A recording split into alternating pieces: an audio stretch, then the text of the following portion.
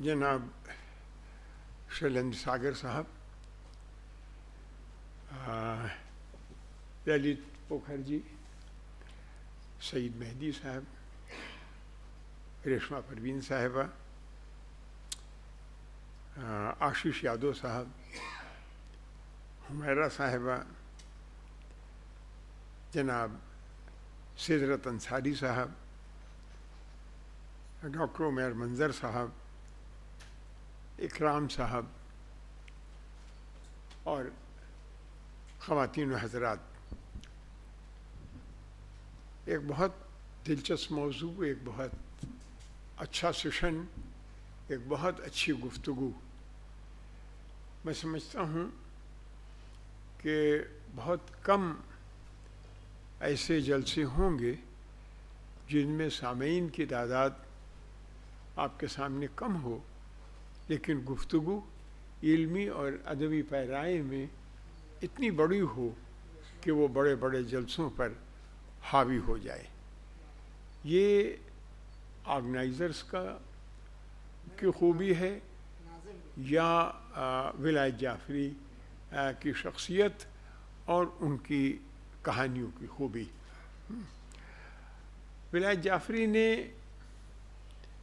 لکھنا شروع کیا اس وقت جب ہندوستان میں اور بالخصوص لکھنؤ میں کہانی اپنے عروج پر تھی۔ آپ ہندی کہانی دیکھیے یا اردو کی کہانی دیکھیے تو وہ ایک عجیب و غریب عہد ہے جو نہ اس سے پہلے تھا اور نہ اس کے بعد آج تک وہ واپس آیا یا ہم محسوس کر سکیں۔ یعنی وہ عہد جو پریم چند کے تصورات کو لے کر چلا تھا، جس کو فروغ دینے والے اور جس کو ایک نئی کہانی میں تبدیل کرنے والے حیات اللہ انصاری صاحب، مسیح الحسن صاحب، علی عباس حسینی صاحب، رام لال صاحب، وشیشر پردیپ صاحب، عابد سہیل، اقبال مجید، قیصر تمکین، رتن سنگھ، عائشہ صدیقی، اور نہ جانے میں نام لیتے جاؤں آپ کے سامنے سبیحہ انور صاحبہ تک، اور وہ کہانی کی ڈور وہ ولایت جعفری تک آتی ہے۔ یہ وہ زمانہ ہے جب ہم لوگ پڑھ رہے تھے اور کوشش میں تھے، کوشش کرتے تھے۔ سیگل کی تصویر دیکھی ہے آپ نے سمندروں کے کنارے؟ بچے پر ایسے پھڑپھڑاتے رہتے ہیں۔ ہم لوگوں کا زمانہ وہی تھا کہ اڑنے کی کوشش میں اپنے پیروں کو پھڑپھڑا رہے تھے۔ یہ وہ زمانہ تھا۔ جعفری نے اس وقت لکھنا شروع کیا۔ جعفری نے سب سے فیض پایا ہے، یعنی جعفری نے حیات اللہ انصاری صاحب سے بھی فیض پایا اور جعفری نے کرشچن اور خواجہ احمد عباس سے بھی فیض پایا۔ تو اس وجہ سے ولایت جعفری کے ہاں ہم کہانی کی ایک اچھی دنیا دیکھتے ہیں، اور یہی صورت میرے خیال میں اگر آپ رتن سنگھ کی کہانی دیکھیں، اقبال مجید کی کہانی دیکھیں، وشیشر پردیپ یا رام لال کی کہانی دیکھیں، تو آپ کو محسوس ہوگا کہ اس زمانے کی کہانی کس طرح سے آگے بڑھ رہی تھی اور کن مسائل سے دوچار تھی اور کیا لکھنا چاہتی تھی۔ یہ بہت بڑی بات۔ ابھی آپ نے 3 کہانیاں سنی۔ میرا ایک مضمون ہے ولایت جعفری کی افسانہ نگاری پر، جو ان کے سلسلے میں ایک بہت بڑا جلسہ ہوا تھا، شاید وہ ان کے ریٹائرمنٹ پر ہوا تھا یا کیا، بہت بڑے ہال میں اور بہت بڑا جلسہ، ایک ڈرامہ بھی ہوا تھا۔ تو اس میں مجھ سے کہا گیا تھا کہ نہیں، مجھ کو پیپر پڑھنا ہے۔ میں نے وہ پیپر پڑھا تھا۔ تو میں یہ سمجھتا ہوں کہ ولایت جعفری کے یہاں ایک فکر ہے اپنی کہانی کے روایت کو آگے بڑھانے کی، یعنی ان کا بیانیہ جو ہے، جو ڈسکرپٹیو جو ہے ان کا ولایت جعفری کا، وہ سادہ نہیں ہے. ابھی شیلن جی نے کہا کہ ادھوری کہانی کے جو بعض حصے ہیں یا بعض نکات ہیں وہ توجہ طلب ہیں جو اس کہانی کو ایک بڑی کہانی بناتے ہیں. تو یہ جو ایک ہمیں سیدھا سادہ بیانیہ دیکھنے میں لگتا ہے، تو ولایت جعفری کے ہاں وہ سیدھا سادہ بیانیہ نہیں ہے، بلکہ اس زمانے کے اس بیانیے میں مختلف پرت ہیں، مختلف تہیں ہیں. کنگن میں بھی یہی صورتحال ہے. آپ نے دیکھا کہ کہانی چلتے چلتے کہاں پر آ کر وہ ایک ٹرن لیتی ہے، اور کہاں پھر وہ اس کو ختم کرتے ہیں، کس جگہ کے اوپر کہانی کی نوعیت. تو ولایت جعفری کی کہانیوں کو بڑی زیادتی ہے. ابھی شیلنجیر نے کہا معلوم نہیں، شیلنجیر تو بہرحال ایسی نوکری میں تھے کہ جو کہانیوں کے بیچ میں صبح سے شام تک سوائے کہانی کے وہاں کچھ تھا ہی نہیں. سارے روزنامچے ان کے کہانیوں سے بھرے ہیں، تبھی انہوں نے کتھا ساگر نکالنا شروع کیا کہ بغیر ساگر کے کام نہیں چلے گا. تو وہ بڑی بات ہے. لیکن واقعہ یہ ہے کہ سرکاری ذمہ داریوں کے ساتھ کسی کام کو نبھانا ایک بڑا وہ بن جاتا ہے. پھر دوسری بات، کئی چیزیں آتی ہیں اس میں، معاشی صورتحال بھی آتی ہے. اب وہ ریڈیو میں ملازم تھے، ریڈیو سے ٹیلی ویژن میں گئے، ٹیلی ویژن کے مسائل دوسرے تھے. بڑا انوویٹو ذہن تھا ان کا. جہاں گئے اپنی چھاپ چھوڑ گئے. روشنی اور آواز بنا گئے، جو ہندوستان میں پہلا کام تھا، کسی نے نہیں کیا تھا. یہ کیا، وہ کیا، ان ساری چیزوں میں دن رات وہ لگے رہے. اور اس کے بعد ایک معاشی صورتحال بھی ہے کہ بھئی آدمی کو اپنے بچوں کو پالنے کے لیے اور اپنے گھر کو چلانے کے لیے پیسے بھی چاہیے. تو ان کو ایک ذریعہ ملا جو تھوڑا سا ان کو تشفی بھی دیتا تھا، سیٹسفیکشن بھی دیتا تھا. لیکن اس سے نقصان ان کی کہانی کو ہوا. یعنی وہ سیریلز پر آئے. ٹیلی ویژن کو اچھے سیریلز کی ضرورت تھی، لہٰذا انہوں نے سیریل سے لکھنے شروع کیے، اور ان کے سیریل بہت مقبول اور بہت مشہور ہوئے. جن ناولوں کو، جن افسانوں کو انہوں نے بنایا اور جن کے اوپر انہوں نے سیریل لکھا. میرا چونکہ طالب علمی کے زمانے کا تعلق تھا، جہاں رہتے تھے، اب 2 مہینے وہ غائب ہو جاتے تھے لکھنؤ سے. میں ان کو فون کروں، معلوم کروں کہاں ہوں بھائی، کیا ہے. کہ میں آسٹریلیا میں ہوں. تو میں نے کہا کیوں آسٹریلیا، تم کو کیوں جانا پڑا؟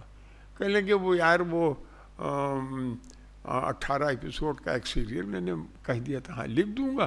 اب وہاں بیٹھ کے لکھوں نہ، ہو نہیں سکتا تھا. بمبئی میں کوشش کی، نہیں ہوا. میں آسٹریلیا آ گیا، 2 مہینے کے بعد آؤں گا. تو یہ جو ان کا سلسلہ شروع ہوا ایپیسوڈز کا، اس نے ان کی کہانی کو فروغ نہیں ہونے دیا. یعنی وہ مجموعے کے بعد پھر وہ کہانی نہیں لکھ سکے. یہاں آئے، میں نے بہت شکایتیں کی ان سے، بہت میں نے کہا. لیکن یہ کہ ظاہر ہے کہ اب وہ ایک عادت بن گئی ان کی، ایک سینیریو. اس سینیریو ایک لمیٹیشن ہے، ایک خاص طرح کی آڈینس ہے، اس آڈینس کا سیٹسفیکشن ہے. ان ساری چیزوں کو سامنے رکھ کے ان کو ایک چیز لکھنا ہے. اس کے عادی ہو گئے. جیسے فلم کا گانے والا دھن کے اوپر گانے لکھتا ہے، بہر پہ گانے نہیں لکھتا. تو اس کو دھن دی جاتی ہے کہ یہ دھن ہے، اس کے اوپر گانے لکھو. تو ولایت جعفری کے ساتھ سب سے بڑی زیادتی یہ ہوئی، جس میں کچھ زیادتی ان کی ہے اور کچھ سماج کی ہے، کہ اس نے ادیب کو اتنا موقع نہیں دیا کہ وہ اطمینان سے اپنی مرضی اور اپنی خوشی کا کام کر سکے.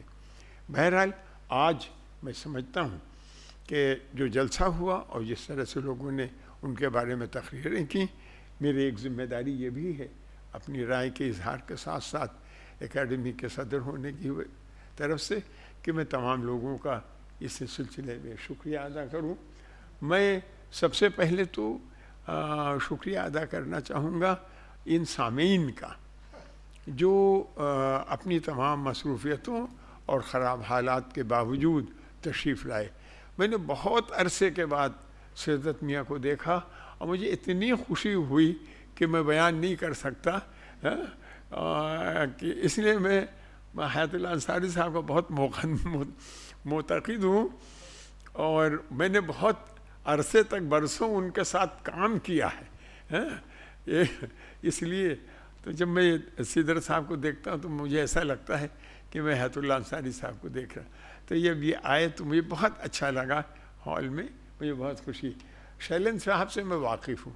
شیلن صاحب میرے چھوٹے سے کالج میں بھی آئے ہیں، اور میری ہمت افزائی وہاں آگے کی انہوں نے. اور میں یہ بھی جانتا ہوں کہ یہ کہانی کے صرف لکھنے والے اور چھاپنے والے نہیں ہیں، پبلشر نہیں ہیں، یہ کہانی کے بہت اچھے پارک ہیں، کہانی کے بہت اچھے آلوچک ہیں. اور سب سے بڑی بات یہی ہے پرکھ کی، اس وقت حال میں بیٹھ کے کہانی کو سن کے جس طرح سے کا تبصرہ شیلن جی نے کیا ہے، یہ تبصرہ ہر ایک کے بس کی بات نہیں ہے. میں شکریہ بھی ادا کرتا ہوں کہ وہ یہاں آئے، اور مبارکباد بھی دیتا ہوں ان کو. اور ہمارے للت پوکھر جی کو پتہ نہیں آپ لوگ کتنے لوگ جانتے ہیں، اور نہیں جانتے ہیں تو بہت بدقسمتی کی بات. تو للت پوکھر جی نے جس طرح سے کہانی پڑھی تو سچ مچ انہوں نے ایک ایک شبد کو، ایک ایک لفظ کو اپنی ادائیگی سے زندہ کر دیا. ہمیں وہ لفظ جیتا اور سانس لیتا نظر آنے لگا.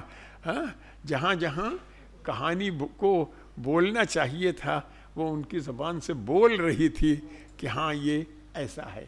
تو یہ بڑی بڑی عمدہ بات ہے کہ وہ اس جلسے میں تشریف لائے. اور میں اکیڈمی کی طرف سے للت پوکھر جی آپ کا شکریہ ادا کرتا ہوں. ڈاکٹر ریشما پروین ایک بہت فعال، بہت ایکٹیو اور بے حد کام کرنے والی پروفیسر ہیں، پڑھاتی ہیں یونیورسٹی میں، اور اس کے باوجود وہ ان ادبی کاموں میں لکھتی بھی بہت اچھا ہیں. ان کے مضامین اور ان کی تنقیدیں آپ پڑھیں تو آپ کو محسوس ہوگا. اور انہوں نے جس طرح سے اس کو کنڈکٹ کیا اور جس طرح خود کہانی پڑھی وہ بہت اچھی اور بہت خوبصورت اور بہت دل آویز طریقے سے. میں ان کو بھی مبارکباد دیتا ہوں، شکریہ ادا کرتا ہوں. اور ایک بار پھر میں تمام لوگوں کو، شیلن جی، پوکھر جی، محسن خان صاحب کسی مجبوری سے نہیں آ سکے، حمیرہ صاحبہ آپ نے بہت اچھی طرح سے کہانی پڑھی اور بہت صاف لہجے میں، بہت خوبصورت انداز میں، اور کہانی بہت اچھی تھی. میں آپ کو بھی مبارکباد دیتا ہوں. آپ کا نام میں بھول گیا تھا، لیکن اب میں آپ کو مبارکباد بھی دیتا اور آپ کا شکریہ بھی ادا کرتا ہوں. میں شکریہ ادا کرتا ہوں تمام سامعین کا، اور امید کرتا ہوں کہ اکیڈمی کے پروگراموں کو آپ اسی طرح اپنی تشریف آوری سے معتبر بنائیں گے اور کامیاب بنائیں گے. بہت بہت شکریہ. اور سعید مہدی صاحب جو بنیادی طور پر اس کی روح ہیں، اور ہمیں فراہیم صاحب، ان دونوں کو بھی میں مبارکباد دیتا ہوں اور شکریہ ادا کرتا ہوں. بہت بہت شکریہ.